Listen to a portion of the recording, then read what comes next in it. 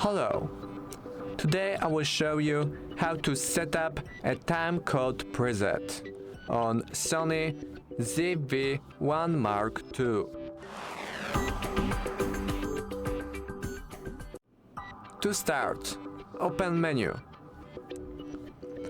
Then choose camera icon and go to TCUB. Then choose timecode present and choose your time.